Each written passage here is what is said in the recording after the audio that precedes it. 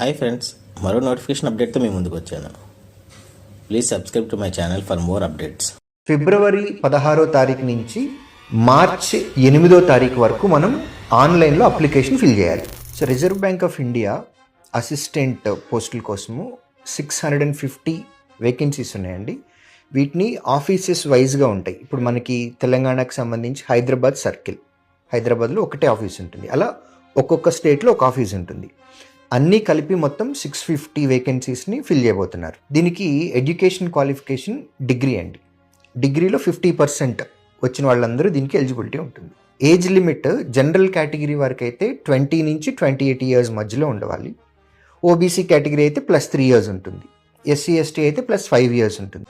RBI official website rbi.org.in మార్చి 8వ తారీఖు వరకు మనం ఆన్లైన్లో అప్లికేషన్ ఫిల్ చేయాలి.